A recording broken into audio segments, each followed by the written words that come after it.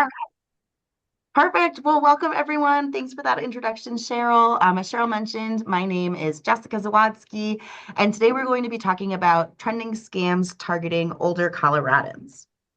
Cheryl, you gave a great introduction, so I won't rehash it too much, but we are a 20 plus year collaboration between AARP and the Colorado Attorney General's Office.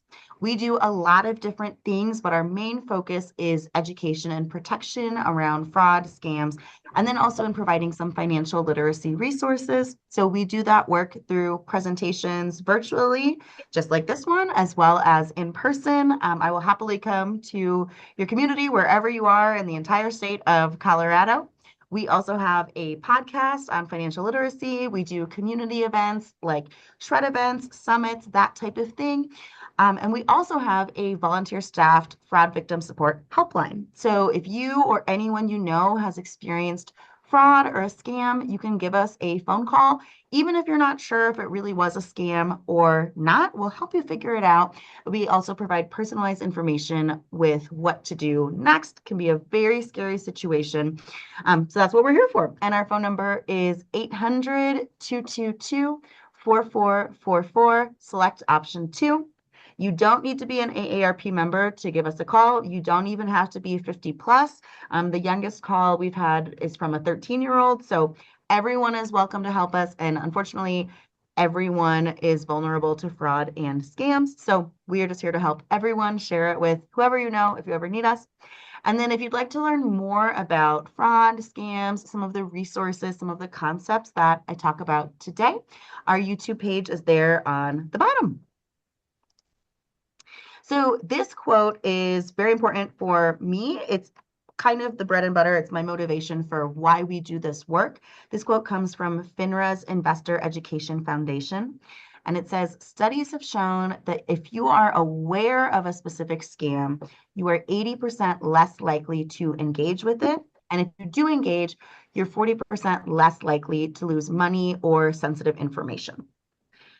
Unfortunately, scams are everywhere. Fraud is everywhere. It's getting worse. And so the main fight, the main resources, the tools that we have are really preventative. It is around education. So I'm really glad that you're all here. Please share the information as you see fit. And so today we're going to be talking about the top scams that we have received so far.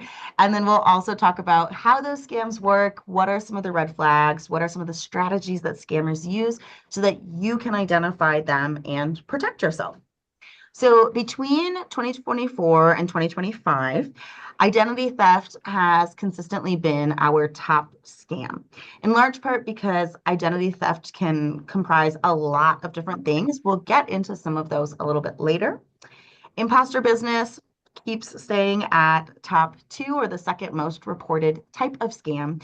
And when I say imposter business, I mean someone pretending to be, for example, Amazon, FedEx, etc. Often they're trying to gain information. Sometimes they'll ask for a repayment, all kinds of things like that. And we tend to see those scams spike on a cyclical level as well. So when it's the winter holidays, we see a lot more Amazon imposters, FedEx imposters, and they kind of tend to follow trends. This year, or last year, I suppose, online dating, romance, and friendship rose up to our top 3, which is very interesting. It hadn't spiked like that since COVID. So that was a fascinating change. Sweepstakes, prizes, and lottery. One of the big ones is Publishers Clearinghouse, that they get a phone call. It says, they've won $1 million, but they have to pay X amount of money in fees first.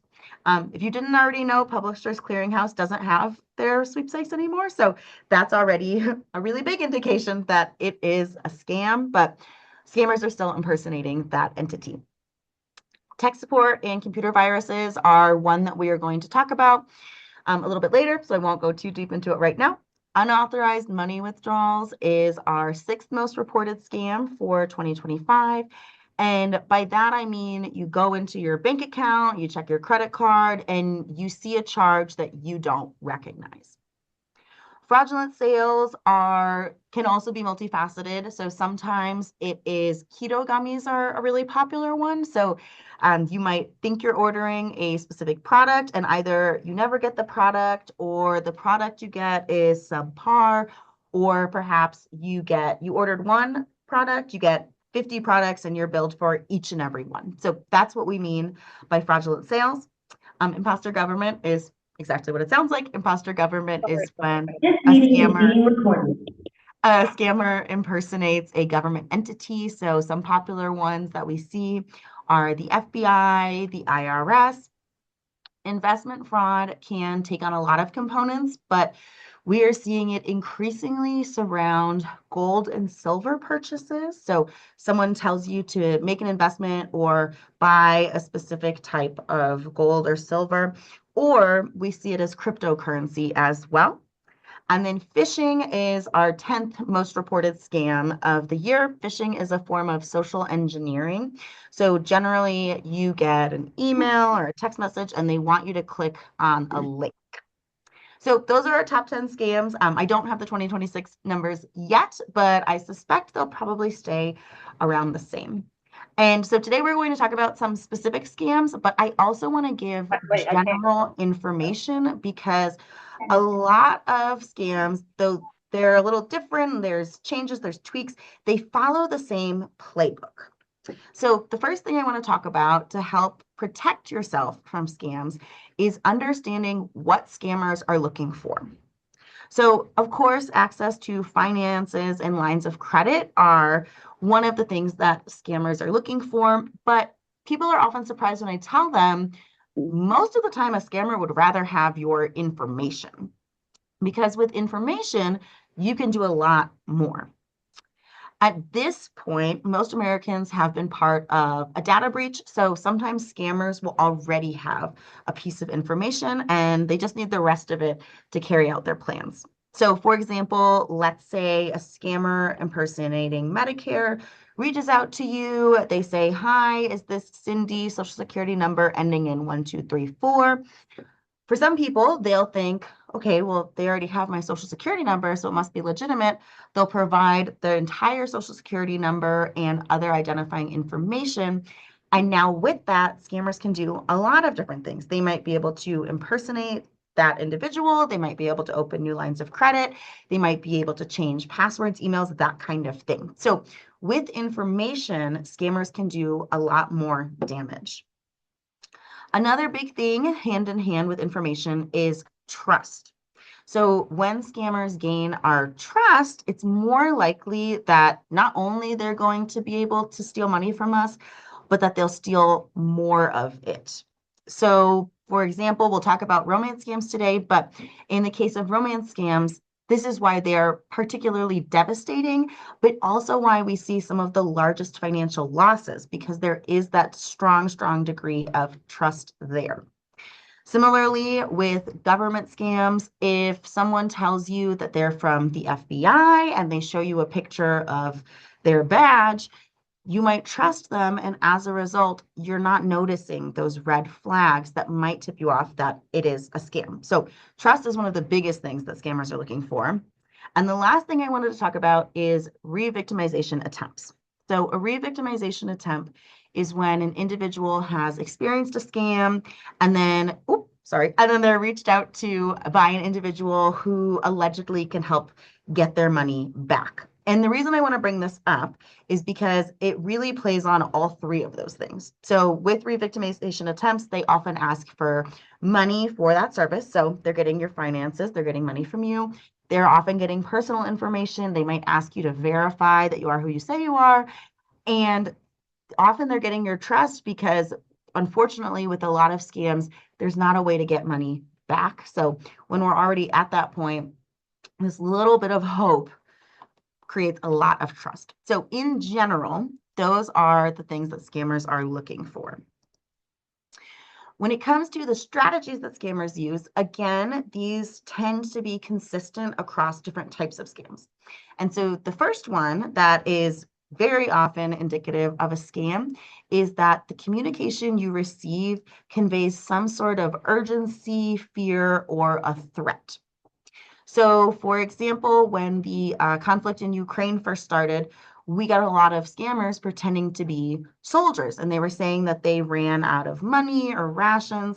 Or sometimes we'll get people who are romantically involved with a scammer and they pretend that they're a doctor without borders and they got detained. So, those are some of the examples of that urgency. Those are really pressing issues. And if it's someone that we care about, and again, someone that we trust, that urgency is going to cause us to potentially overlook some of the red flags.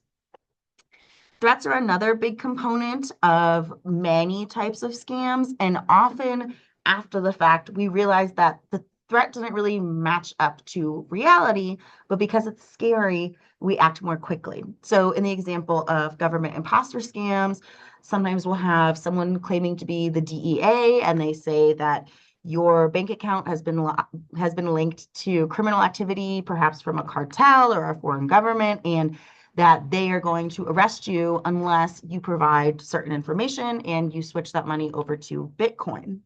With that, it's really scary. That threat of being arrested is also scary. And so we might act more quickly than we would have otherwise. So those are some of the top strategies. Unusual payment methods by themselves are not a scam, but if you see an unusual payment method, it's a strategy that scammers use because they're often less traceable and there's not fraud protections. So when I say unusual payment methods, I mean that the IRS is not going to ask you to send them a Home Depot gift card. I mean that your utility company is not going to ask you to pay them on Venmo or Bitcoin. Those payment methods don't make sense for that entity. And so it's often indicative of a scam when we see that happening. And then the last thing I want to talk about on the common strategies slide is spoofing, because it can be very convincing if you don't know what it is. So spoofing is when an individual makes their phone number look like a real company or government entity's phone number or email address or website. And in doing so, it helps build trust. So I have two examples. One of them is made up, one of them is real, to illustrate how this works. So in my fake phone number example, the real phone number is 1234567. A scammer might spoof that phone number to make it 1224567. So if you knew the real phone number, you see this fake phone number, you might not catch that it's one digit off and you might think it's the real thing. Similarly, we unfortunately will often get, if you are, dialing a phone number, somebody misdials it by a single digit, and that connects them to a scammer as well. So that's what spoofing is. With websites, I don't know if you all got the scam text messages, I believe it was last summer, from the DMV or from Tolls or EasyPass, and there were a lot of threats involved, but they also wanted you to click a link. And so this one is from a text message I got from a DMV imposter. And so the real DMV's website is that website in green. The fake DMV website that the scammer wanted me to click is that one in red.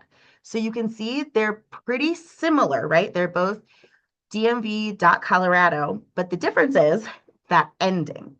So if you weren't paying attention, if you didn't look at the full link, it might look like it's legitimate. So that's a very common and a very powerful tactic, unfortunately, that scammers use.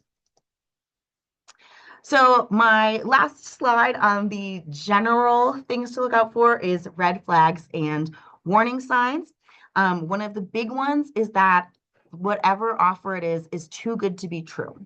So I've seen this when it comes to, we get pet scams as well, unfortunately. And as a lover of animals, it always makes me really sad. But people will think that they're getting for example, purebred dog online. It's 50% less than they expected it to be. That might be too good to be true. Or we get a lot of celebrity imposter scams as well. So, if Johnny Depp is one of the most commonly impersonated people. So if Johnny Depp is, reaching out to you for coffee, that might also be too good to be true. So that alone doesn't mean it's a scam. But I always say, if you get more than one of these red flags or warnings, you should definitely be suspicious.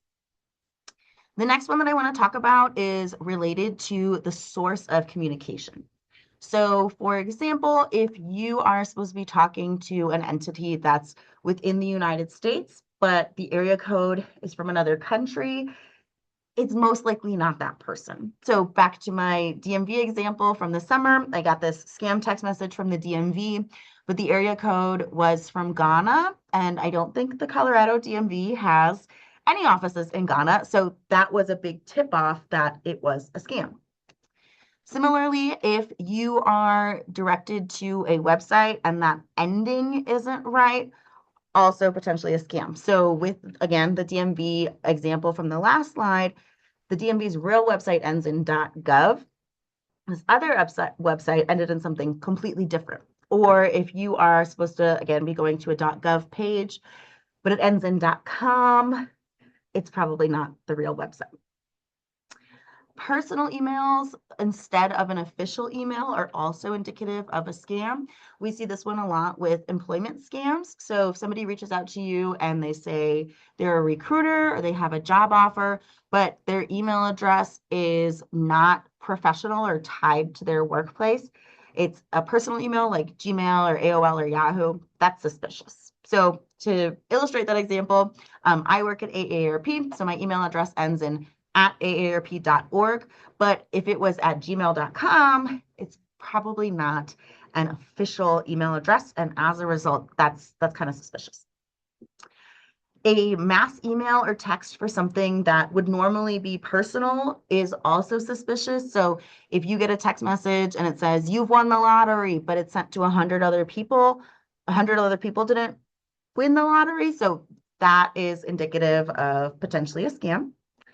We're going to talk about AI in just a second, but it is relevant to this next red flag because a couple years ago, we would have told you if there are typos or problems with grammar or tone, that that's a tip off that it might be a scam. Unfortunately, with AI, it is much easier to avoid those things. It's much easier to use spell check. It's much easier to ask AI to help replicate a specific tone. That said, it is still a red flag if you get what is supposed to be a very official communication and perhaps it's too informal. So if it's somebody saying they're the FBI and they address me as, "Hey, Jess," that's too informal for who that should be coming from. Similarly, if someone who is supposed to be your friend and you're on Facebook and you get a Facebook message from a close friend and it says, "Dear Madam," that's the opposite. That's too formal for how you would expect your friend to talk to you. So that is a tip off. And then the last one that I want to talk about is celebrity involvement. And so far, I've talked a little bit about celebrity involvement as romance, but again, with AI, we are starting to see more celebrity involvement around things like endorsements. So we will sometimes see people who ordered a specific product because they think it was endorsed by a particular health guru, or make a certain investment because it was endorsed by a finance professional. I'm not saying that celebrities don't endorse those things, but I am saying that if you see those celebrity endorsements, celebrity involvement, along with some of these other things that I've shared. So if you get a mass text message from Elon Musk, it's probably not Elon Musk. I very quickly want to touch on AI and how it relates to scams and a little bit about how it works, because I know that many people are afraid of AI and it's very much seen as a boogeyman. And I'm not saying I love it or that I don't love it, but I do want to make sure that we have a good understanding of what's real and what's not.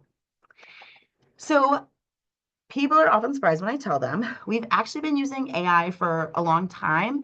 We just didn't realize it. So if you've ever typed into a search engine or typed a message on your phone and there's a prediction for what you're going to say next, that's an example of artificial intelligence.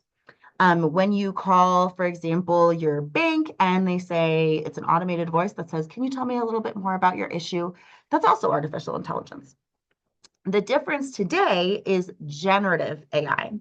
And so generative AI can make brand new stuff all by itself, and it learns as more people use it and the internet continues growing. In fact, some generative AIs even have the same intelligence as someone with a PhD. So you can use artificial intelligence, generative AI to do all kinds of things like making a new image, writing an essay, or even composing music. You can also use generative AI to have conversations and answer questions, but if you are going to do that, it is important to vet your sources. So as a quick and very silly example of how generative AI can work and also how we might see it work with celebrity endorsement, I asked one of the AIs to make an image of a cat who is a superhero and has a cat cape made of pizza. And so if you go directly to the left of that prompt, you can see what it gave me. And then I asked it to make the cat purple, and I made the cat purple. And then I asked it to make the cat photorealistic, and I made the cat photorealistic. That image is not something that already exists, I'm assuming, that didn't already exist online. The AI made this brand new thing based on what I asked it to do. So that's kind of how generative AI works. Now that we've covered some of the strategies, red flags, and all of these different components of scams in general, I do want to get into some of the top 10 scams that we've seen this year and last year. We won't be going through all 10 of them, but like I said, having this baseline understanding of how these things work generally can be very helpful to identifying a myriad of scams. So the first one is identity theft. And as I mentioned, it's generally our top reported scam because it can look like a lot of different things. And identity theft also occurs to people who have passed away, which is awful. But so I really mean it when I say no one is immune from the threat of fraud and scams. So identity theft can look like someone billing Medicare or your health insurance for services that they received, but they're pretending to be you. It can look like someone using your information to file for unemployment or to file taxes. It can also be unauthorized lines of credit or someone taking over accounts like social media or your email to ask your friends for money or pretend there's an emergency. And a very important topic related to identity theft and how it works is data breaches. So at this point, pretty much everyone has been in a data breach. A lot of big companies that have a lot of personal information. So for example, one of the credit bureaus was in a data breach, AT&T was in a data breach. They have been hacked or compromised. And so as a result, a lot of us have information that has been leaked to potentially nefarious sources. So when I say a data breach, the definition varies by state law, but generally, a data breach is the unlawful and unauthorized acquisition of personal information. This can be, or usually it is, your first name or your first initial and your last name with another piece of info. So your social security number, your driver's license number, an account number, credit card or debit card, that kind of thing. And this is one of the big ways that identity theft begins because a scammer will get a little piece of information or they'll get some information from a data breach and they will use that potentially calling, oh my goodness, potentially calling you for the rest of the information to impersonate you. So when it comes to some of the red flags, unfortunately, it generally comes when you're trying to verify your identity for something else. So if you go to file your taxes and you can't file your taxes because somebody else has filed them, or you try to log into your email address and you can't because the password has been changed. So that's how identity theft works. The next one that I want to talk about is online dating, romance, and friendship. And people often misunderstand this one because contrary to popular belief, most of the time it actually isn't happening to people who are actively looking for companionship or romance. It happens on, it can happen on dating sites for sure, but sometimes it happens because you get a friend request from someone on social media. Sometimes you'll get a text message and it'll say something like, hey, can you still drive me to the airport tomorrow? Or it was so nice to meet you at dinner the other day. And being kind people, we respond and we say, I think you have the wrong number. And then a conversation ensues. It can even happen on mobile games with social components. So like Words with Friends, that type of thing. And when it comes to these scams, there can be a lot of red flags. And again, one of the big ones is if it's someone famous, even if they're not that famous, if they're like B-list famous. Though we definitely all have celebrity crushes, your celebrity crush reaching out to you directly is probably unlikely. And it's even more unlikely that they're going to ask you for money. We get a lot of people reporting that they're speaking to a celebrity who is very, very, very wealthy. And so that alone is a warning sign if one, a celebrity is reaching out to you at all and directly, and two, if someone who's already very, very, very wealthy is asking you for money. Another red flag with this one is that you're talking to someone online, and I'm definitely not saying that you can't have relationships online, but if you're talking to someone online and you want to meet up, you've discussed meeting up, but there's always some reason they can't show up, that's a red flag. And then lastly, I do want to talk about love bombing, which in itself is not a red flag, but if it's paired with someone asking you for money or somebody always having an excuse for why they can't meet you, for example, they got detained at the airport or perhaps their car ran out of gas and these excuses just keep compounding. If you have that and love bombing, it's probably a romance scam. So when I say love bombing, it means someone showers you with compliments, gifts, affection, etc., to an unusual degree, especially for how far along the relationship has progressed. So this might look like someone saying that they want to marry you within 2 weeks or saying that they love you really, really, really soon. And so again, by itself, love bombing is not indicative of a scam necessarily, but if someone is experiencing this love bombing, somebody is texting them day and night and they're only focusing on all the things they love about you and they ask you for money, it's probably a scam. One of the biggest tips that you can use, or one of the biggest tools, I should say, that you can use to help protect yourself against romance scams is something called reverse image search. And so if you think about a search engine, generally you type words into a search engine. A reverse image search is when you take a picture and you put it into the search engine. So you can either copy and paste it, or sometimes you can drag it right in. And so if you think you're talking to someone who is named, I don't know, let's say Rita, and you put Rita's picture into Google or Yahoo or Bing or whichever engine you like, and you do this reverse image search, but you see that there's about 10 other pictures of Rita, and in one of them she's called Barbara, in one of them she's called Joyce, in one of them she's called Sam. That's suspicious, and it might be indicative of a scam. IT, tech support, and computer virus scams tend to stay up in our top 5, especially because we are all very reliant on these pieces of technology. And this scam can also take on a few different forms. So sometimes it will look like a pop-up ad on your computer while you're doing work, and it says, there's a lot of viruses on your computer. You need to call this phone number right now to fix it. Sometimes it will look like your computer completely locks up. Usually the screen goes blue, and there's an error message and it tells you to call someone. Sometimes it looks like your computer, it just starts blaring like a siren. It can take on a couple different forms, but they're all generally alarming and they often come with asking you to call a phone number. One of the other components of this that pretty much always tells you that it's a scam is if you are asked to install software, generally called remote viewing software. And remote viewing software is, I kind of like to explain it as a projector. So remote viewing software means that someone from a remote location can see everything that's on my computer, and they can kind of move around my computer, opening whatever they want, looking at all my stuff. With the IT tech support computer virus scams, they're a little bit more cut and dry and the things that we want to look out for, the tips that it's a scam.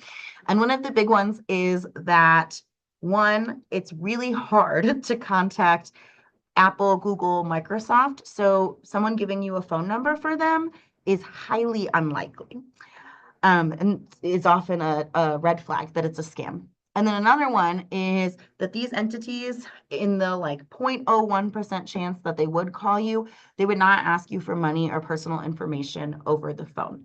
So if you think about the information you need to put in to, for example, set up your email address, you never have to give them your social security number. You generally don't have to pay for it. So these entities requesting payment is very suspicious and pretty much always indicative of it being a scam. Now, if you do experience an IT tech support or computer virus scam, the best thing to do is to take your device to a brick and mortar location so that they can scrub it for you to make sure that there's no malware put on there, especially if you did provide remote viewing access to your computer. All right, and the last of the top scams I want to talk about is imposter business and imposter government. They're very similar, so I'm just going to talk about them both together. But this is when, again, it's kind of what it sounds like. It's when a scammer impersonates a business or a government agency. Often they tell you that something is wrong with a payment that you made or that there was criminal activity on your account. And from there, they'll sometimes ask you to repay. So for example, if somebody's impersonating Amazon, they might say, your last charge didn't go through. Please send money again using this link, and then they'll give you a link. Sometimes they'll ask you for bank information saying your payment didn't go through. Can we use, your bank account to pay it directly? Often they ask for what we call PII, which is personal identifying information, such as your social security number, credit card, bank account, or they might ask you to repay with an alternative payment method like cryptocurrency, a peer-to-peer payment method like Cash App, or gift cards.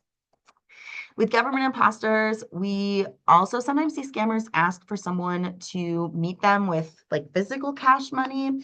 One sinister thing that scammers impersonating the government may do to, again, build trust is they'll show a picture of a badge, which now that you've seen my AI example, you can see it would be very easy to do, to type in, please make me an image of a realistic looking FBI badge.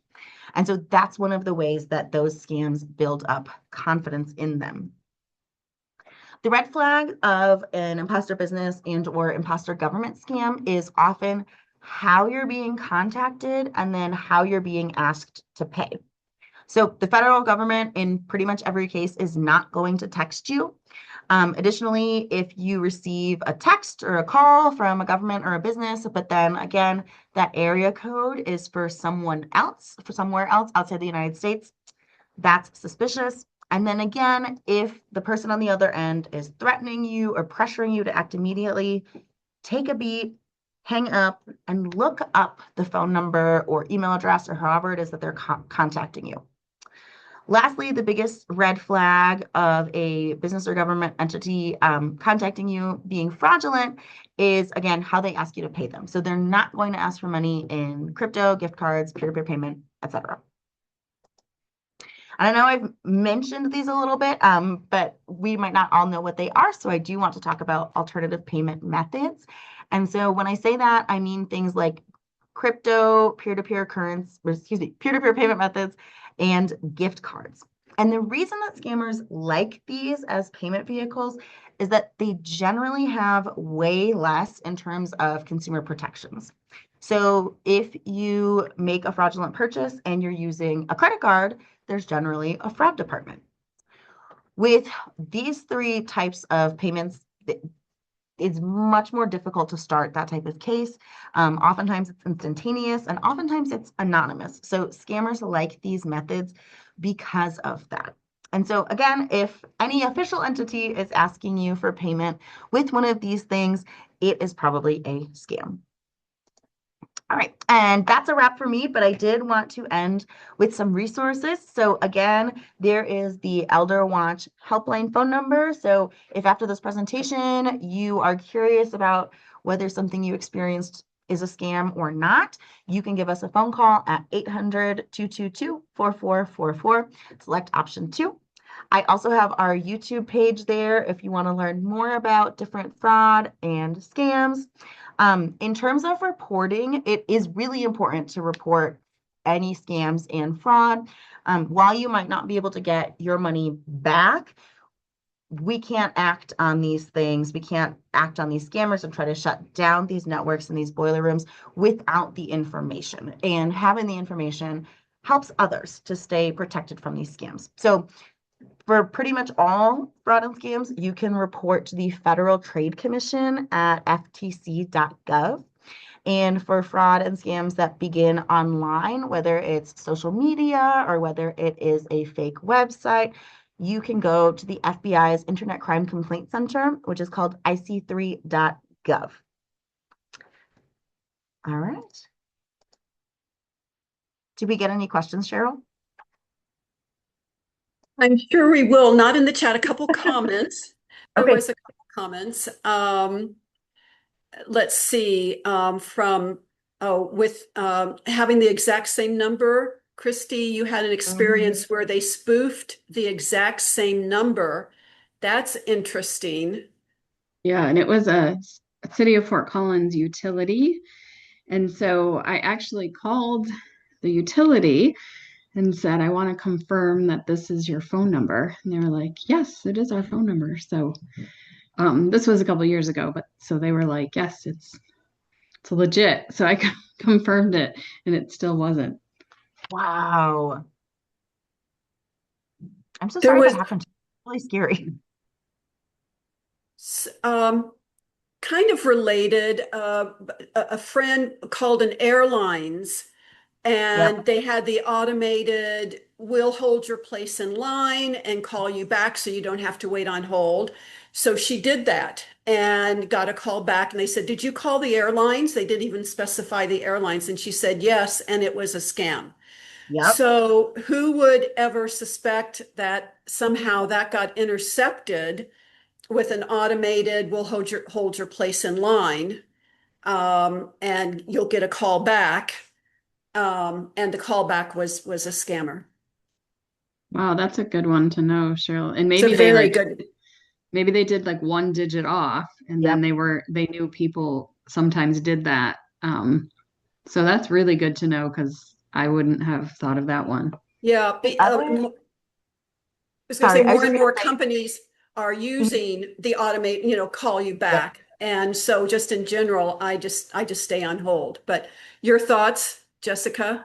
I was just gonna say, while we're speaking of travel, another one that I actually almost, before I started this job, almost experienced myself is passports. So people often will think that if you search something and you're on a search engine and it says that it's sponsored, that that means the website is legitimate, but that's not the case. So we are seeing, particularly with summer travel, a lot more passport imposters. And that is often through a spoofed website or sometimes having a sponsored website. So just because it says sponsored doesn't mean that it's a legitimate entity. It often means that someone is paying for you to see that result first, which might be from a real place, but it might not be.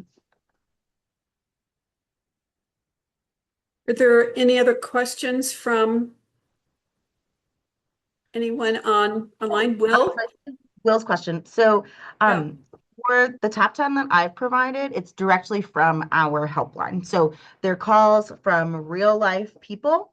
I can, so our top 10 list might look a little bit different than the FTC's list, but we also work with the Federal Trade Commission and the FBI. So this is our real data that I am providing. I think we get a couple 100,000 calls every year from both Colorado as well as the country. We're part of a national program as well.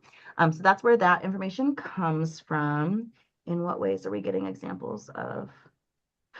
In terms of how we're providing this information, we work with a lot of different entities, and I am always happy to collaborate. I think it's a pretty multifaceted answer.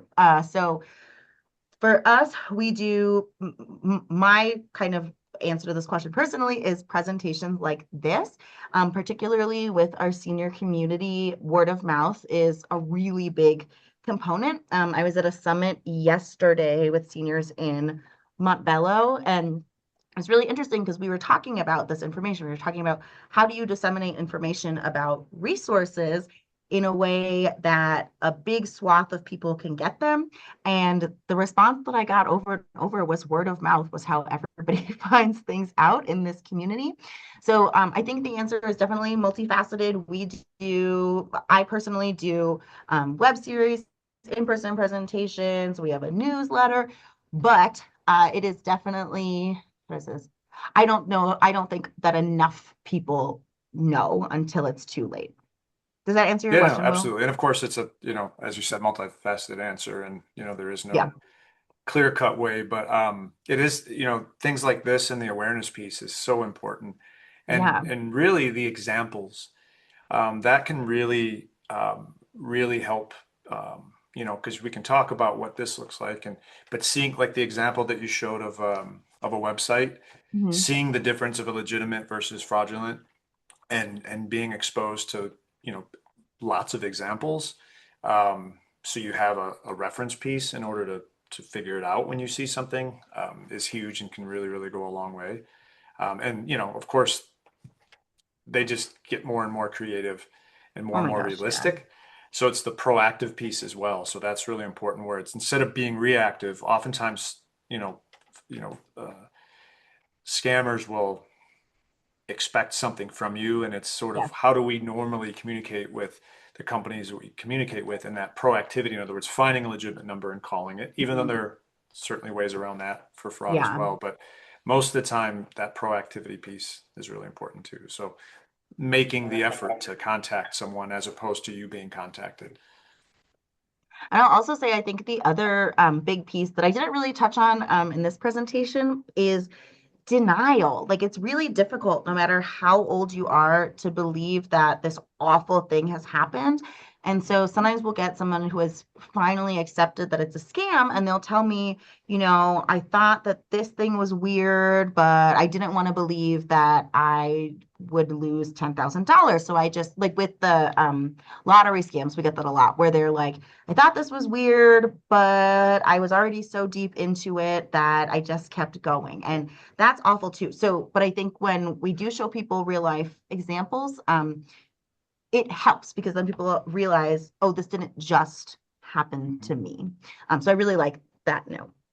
Yeah, the nuanced differences, because again, it can just be a matter of just a digit or a Yeah. website. Being able to identify and see what are the common website endings, gov.org, like what do Yeah. those look like? Just even knowing what those are can really go a long way as well. So Yeah. Romance scams are new for me. I have heard not to use yes and other phrases that can be recorded with your voice. To use phrases like correct. I haven't heard as much on those recently. Um, I think it's kind of, I'm not going to weigh in one way or the other because just with how the technology has evolved right now, I don't know if really it makes a difference. Like a couple of years ago, it might have made a big difference, but right now, it AI and like voice cloning has just popped off so much. I will say so the scam that it's not in our top 10 and it hasn't been for a little while, but one of the scams that people were really scared of when AI kind of first came into public consciousness it's called the grandparent scam. It's not always grandparents, but it's just kind of colloquially what it's called. And so it's a scam where you get a phone call and it is usually like at a weird hour of the day, and it's someone purporting to be your grandchild or a family member, and they're in trouble. And they're usually like the wild one that we get is somebody will say that their grandchild hit a pregnant woman and it's like the bail bondsman calling. And so with that one, the voice cloning can be scary if it sounds like it really is your loved one in distress. And so the tip we give for that one, because again, with kind of like AI stuff right now, the way that it's evolving, I don't know if just saying correct versus yes is going to make a big difference. But we tell people to have a code word with their friends and family. And sometimes we'll even yes. get people call us and they do that. And so if, you get a call and they say, Grandma, it's Billy, and I'm in jail, and blah, blah, blah, blah, and you ask for the code word, and they don't have it, even if it really is like Billy's voice that got cloned, that will tip you off. So I hope that answers kind of your question slash comment. And I don't like that the answer is that the technology has gotten kind of nuts. I don't know if you saw, but one of the big AI companies just published something that said maybe we should take a break before we launch this new iteration. But yeah, Mm. we can Yeah, definitely still stay safe. We just that's have to kind be of thoughtful. what I wondered. I wondered because I hadn't heard a lot about it recently if it had kind of morphed beyond that, where it doesn't matter if you change the words you're choosing, type of a thing. Because for a little while, a lot of the companies were using your voice to, I don't think legitimize is the right word, but to verify that it was you. And Yeah. I've seen less of that now with, Yeah. I think, the technology changing. So no, you answered my question. I kind of wondered if that's what had happened. I wish I had a better answer, but yeah.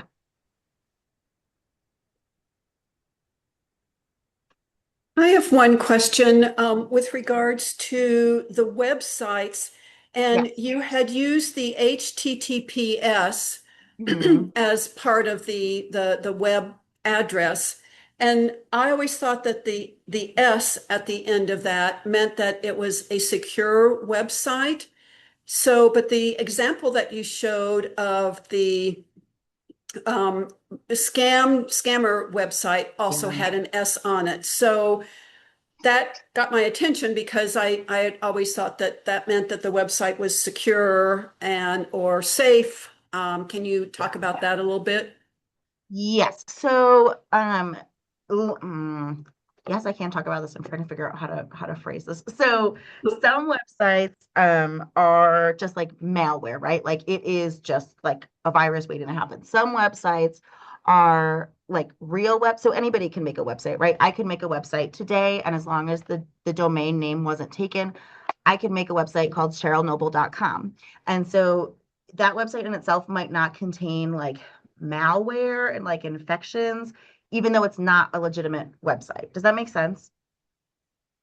Yes, Okay. but what would the link address be in terms of it's www.cherylnoble.com, but then there's always the HTTPS before that, the I guess extension of it. And I'm not a tech person, so I don't know. Yeah. Maybe Will can jump in on this, but I always just had heard that having the S at the end meant that that was a secure, safe website. But you're showing I that would it's say not. secure and safe are not necessarily. So, if I made that Cheryl Noble website, and let's say I made that website and it had like a way for you to pay me for something, it's still a secure, like you going onto that website isn't Mhm. going to like harm your computer. It's the actions that you're taking on that page. So, and Will, if you have more comments, I'm Well, open to just, that. I mean, you're right, Cheryl. The S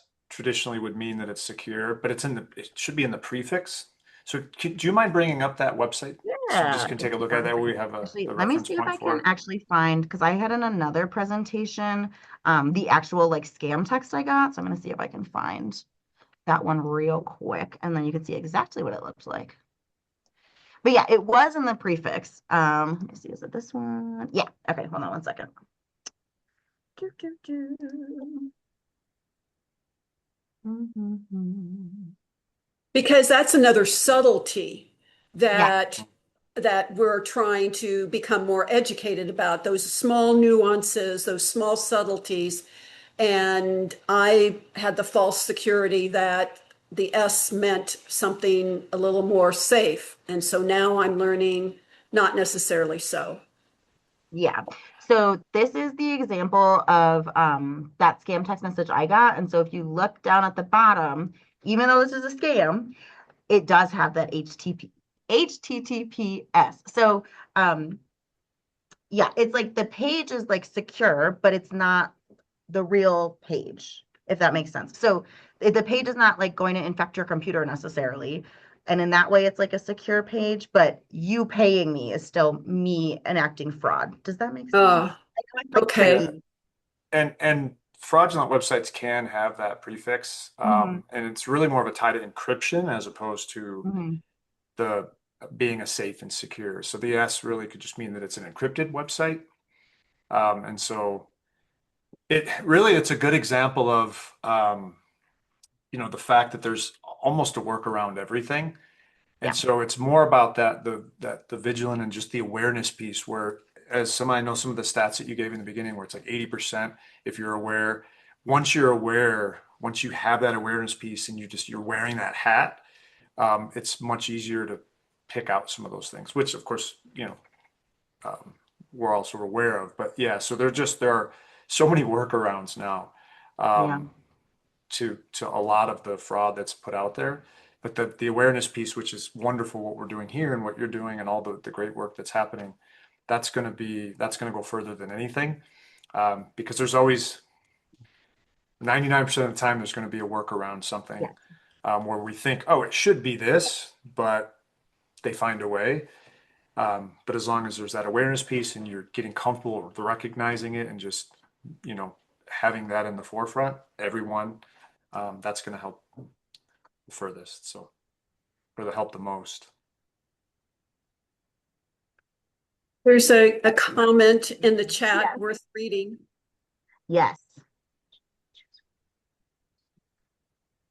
Yes. And so, Wendy, I could be wrong, but I think what you're talking about is multi-factor authentication, which kind of goes to what Christy was saying about how before maybe they would use your voice to verify you. Multi-factor authentication is kind of a new protection, and it's very annoying. So essentially, if I'm trying to log into a website, they'll have me do lots of things to verify it is who I say I am through different devices. So it might be I'm trying to log into a website, it sends a code to my phone, I have to type the code into the computer, that kind of thing. And it is very cumbersome. I agree with you on that one. Unfortunately, it's one of those things where it's like we have to have it because the other things we had weren't working. And so if somebody, for example, was trying to log into your IRS account, but they didn't have your phone, that would stop it from happening. But I agree, it's very cumbersome. I see from Ellen, is there a place on the AARP website or ways to get notified on new schemes? The answer is yes. We have something called Watchdog Alert. So the answer is yes, and so we have something called Watchdog Alerts. So you can like get a notification sent to your phone is the first thing, and I can send that information to Cheryl. We also have something that I think is really cool. It's called a scam map, and so anyone, because sometimes scams are regional, right? So I was getting the Colorado DMV scam, but my mom who lives in New York would not be getting that scam. And so in that way, sometimes scams are, or sometimes if it's a like a shady, like solar panels, like solar panel scams we get all the time. And so those are going to be more regional here versus somewhere that is darker for most of the year. Maybe they won't be as prevalent. And so I will send all of this stuff to Cheryl so that she can disseminate it. But we have a scam map so you can see what's trending, like where you are. I believe it's like down to your zip code. So I can send that your way too. And then we also have a newsletter that we send out to a number of different community organizations. So we can put you on that mailing list. We send out about once a month. We talk about one specific scam that's trending. We will publish any new, what's the word? Like if we're going to do a presentation or if we're doing a community event or if we posted a new video, that will be in the newsletter. So that way you can stay up to date with what we're seeing and what we're doing in the community. That would be helpful to have. And I think for us in our monthly newsletter to put like a Yeah. scam tip of the month or something, just Absolutely. one little scam alert a month could be very useful for our newsletter subscribers as well. Yeah. I'm going to write it on my to-do list right now. Yeah, I thank really you. think, yeah, there's a lot of power in the example. Being able to see things and see examples, I think really can go a lot further than any explanation. So, Yeah. anytime we can get those examples like you've provided in front of people, that's going to really definitely go a lot further. So, There's also a podcast that it's not through my office, but it is through AARP, and it's called The Perfect Scam. And so kind of and I can send that to you as well, but kind of similar to the idea of examples, they will take someone who has called the helpline and wants to share their story, and they will talk to the host, kind of walking through what happened, how it worked, what were the steps. And so I think that can also be very powerful because it dives deeper into a single scam, a single individual, kind of the details that in a presentation like this, it's a more general approach. So I can send that your way as well.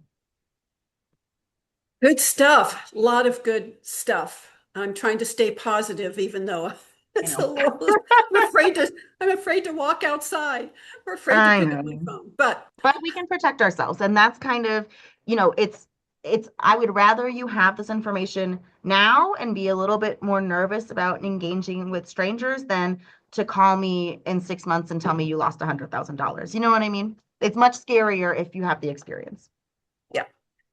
Yes. Well, I thank you for your time, Jessica, and look forward to the scam alerts that you're going to send us and tips and any other thing that I can forward on to everybody and help our little community stay informed and non-scammed. I We're going to love be it. educated. So we appreciate it so much. I did want to just mention real quickly, by the way, that in August, our Lunch and Learn is going to be on peer-to-peer payments, which you touched on. Oh, yeah, yeah. So Mhm. yeah, we've got, I can't remember who it is, but I think it's from Elderwatch again. So it's the peer-to-peer, that the Zelle, the Yep. PayPal, and where those scams are embedded in those. So that could be another good follow-up to today's Lunch and Learn. So. Okay, I appreciate it so much, and thanks everybody for coming. We've got this recorded, so you can find it through our newsletter and our Facebook page and our YouTube page. So thank you so much. Everybody stay safe, and we'll see you again. Bye.